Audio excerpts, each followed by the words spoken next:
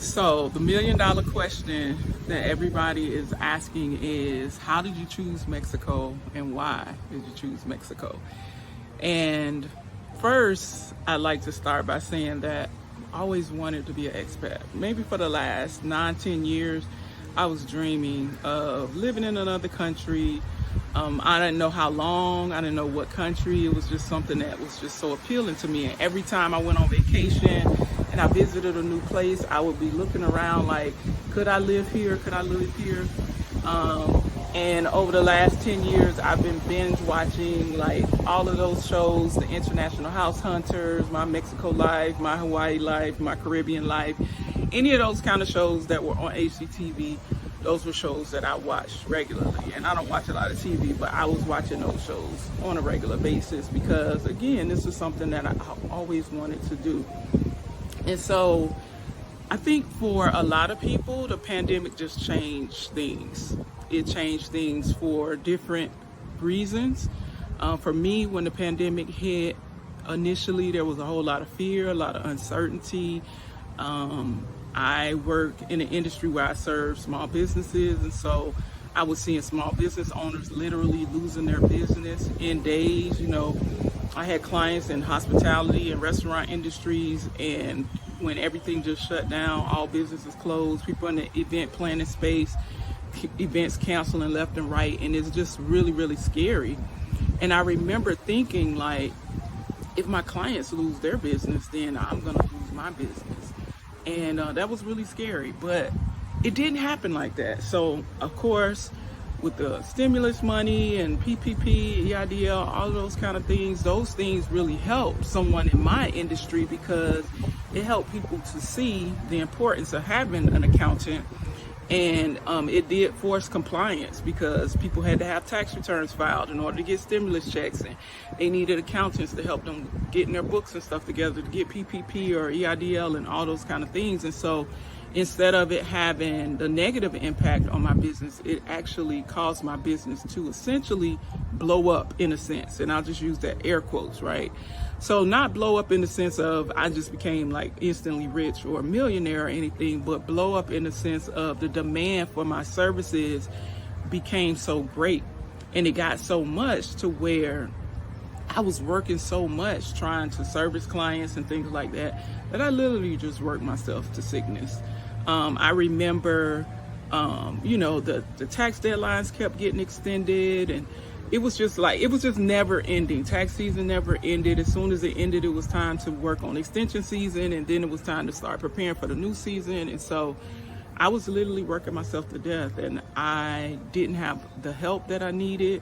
And so I was doing too much, being that strong person, being a super person, whatever. And I was doing too much. And I remember back in March of 2021, I was having headaches every single day. And I was like, this isn't normal. Headaches is a sign that there's something wrong. So I started monitoring my blood pressure on a regular basis. Every time I took my blood pressure, y'all, it was high.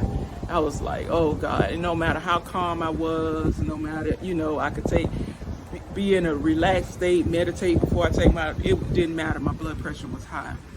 And as much as I didn't want a hypertension diagnosis, nor did I want to be on medication, I had to say something, So I told my doctor about I gave him my log of this has been my blood pressure for the last couple of days, and he's like, no, you need medication. So I got the medicine because it was March. It was in the middle of tax season. I didn't want to stroke out. So I got the medication, I started taking the medicine, and I honestly did not make changes to my lifestyle. I was still not exercising, still eating chips and cookies and sitting on my butt all day and working 16, 17 hours a day. It was just, so no immediate changes, but at least the medication did, ease my headaches.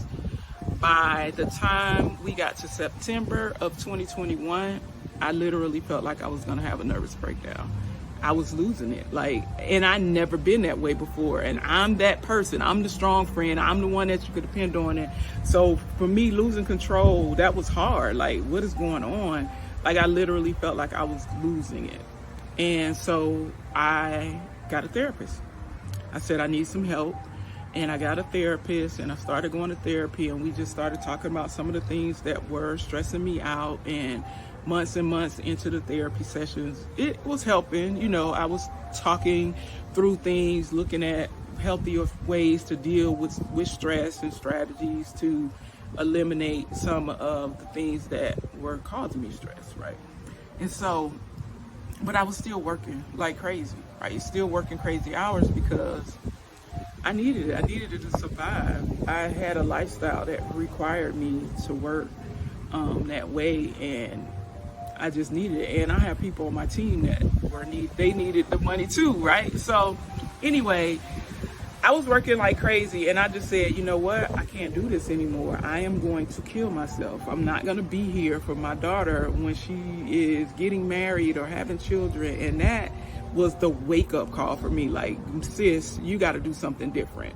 And so that's when I decided, like, you know what? It may be time for me to realize this expat dream, because I recognize that a lot of times when the countries that I was interested in, the countries that I was looking at, these were all countries where the US dollar went a lot further, which meant that I could live a similar lifestyle or comparable lifestyle without it costing what it costs to live in the United States. And so that was the thing that made me say, I'm ready to leave the United States. I'll continue this story in the next video.